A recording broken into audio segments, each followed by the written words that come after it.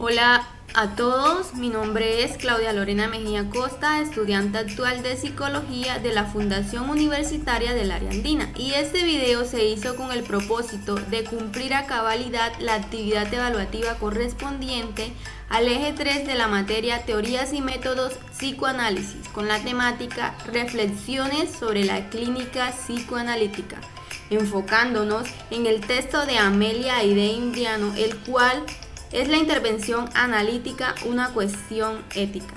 Y específicamente tratamos el caso de Matías, para así dar respuesta a preguntas importantes planteadas en la guía evaluativa.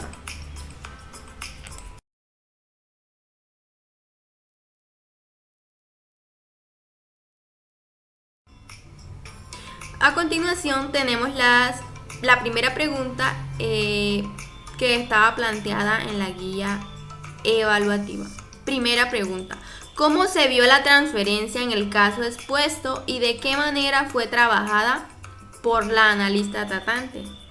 El paciente reflejaba a través de conductas cambiantes por lo que estaba atravesando, y este involuntariamente creía que los demás individuos comprendían aquello que le había pasado por el supuesto rechazo y la manera de vivir que él estaba llevando, de hospitales, entre otras cosas. Por ende, este se comportaba con los demás de manera violenta o con una actitud negativa, porque este niño lo que quería dar a conocer era que todos sus cambios conductuales se debían a las consecuencias de lo que había vivido con sus padres. Yo opino que desde mi perspectiva, por así decirlo, Matías mostraba de forma inconsciente sobre el analista sus emociones, también sus sentimientos y vivencias que había afrontado, y las explicaba a través de esas historias que narraba, de los personajes y las acciones por las cuales se caracterizaba. Y esta las manifestaba en las intervenciones terapéuticas que tenía con el analista o la analista.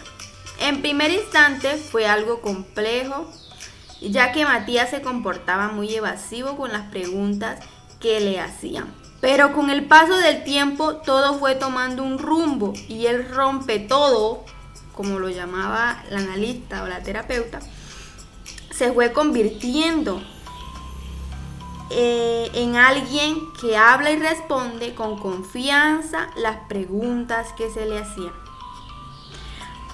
Asimismo, enfatizándose en la entrevista donde él se considera el matón, es decir, Matías se considera el matón, este ni siquiera sabía qué significaba exactamente esa palabra, ni de qué trataba, pero él tenía en mente de que esta palabra era algo considerable e importante, porque así lo sentía. Y pues lo manifestaba debido a la gran confianza que fue ganando con su terapeuta, donde este niño le hizo caso al analista y manifestaba y enunciaba aquello que él quería escuchar. Matías lo que hizo por medio de esta alegoría o metáfora, se podría decir, soy matón, fue darle una connotación a ese significante. Y por último, considero que se debe destacar la postura que suministró el terapeuta o el analista, ya que se mantuvo en su conducta y pues no se dejó llevar o no se rebajó o igualó a la conducta o lenguajes alterables que presentaba Matías, sino que a través de su profesionalismo buscó la forma de cambiar el juego del entrevistado. En varios instantes se observó que el terapeuta encaraba las acciones del entrevistado con el sigilo psicoanalítico o el silencio psicoanalítico, produciendo interrogantes como qué es lo que dice, a quién lo dice, y por ende así se pudo llegar a los cuestionamientos acerca de su correspondiente identidad. Igualmente, de cierta forma se notó angustia, por lo que el paciente por voluntad propia intentó reorganizarse a sí mismo por medio de identificaciones mediante el traspaso que le dará soporte a su identidad.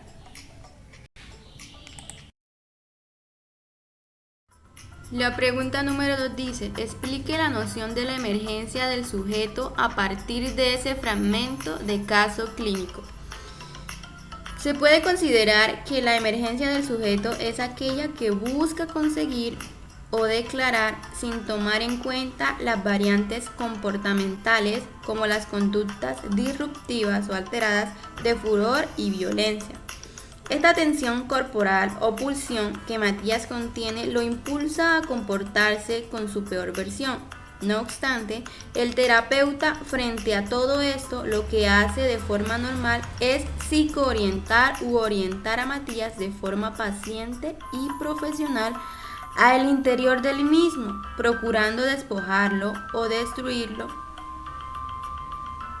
lo que luego se manifiesta exteriormente en forma de agresión destructiva, claro está, a través de la metonimia o imaginación, persiguiendo una extensión de eso que le perturbaba o que le molestaba, anhelando al que nunca tuvo, ya sea posiblemente que haya sido el amor de sus padres.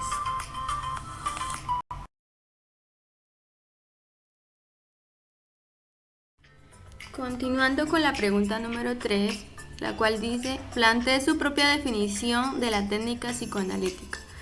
Se podría decir que el psicoanálisis es fundamentalmente un método de investigación del alma, de allí que se denomine la psique, resaltando la perspectiva analítica como procedimiento básico.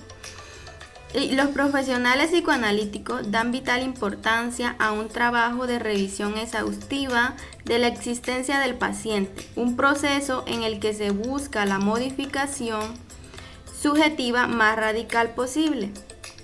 Además, dentro de las sesiones de lo que importa es lo que diga el paciente. Ese es su espacio y pues es muy relevante lo que éste diga. Por otro lado, la técnica de asociación libre es la herramienta o conducta que posee el paciente para manifestar todo aquello que le aqueja de cierta manera o que es importante que le sucedieron durante el pasado, que repercute de manera muy significativa en el examinado. A todo ese proceso de relación interpersonal paciente y terapeuta lo podríamos denominar transferencia. Para finalizar, se puede decir que la transferencia sería el momento en el que el examinado proyecta inconscientemente sobre su analista emociones, sentimientos y experiencias que son importantes para este, que repercuten en él. Muchísimas gracias por su atención. Les habló Claudia Lorena Mejía Costa, estudiante en formación de psicología de la Fundación Universitaria del Área Andina.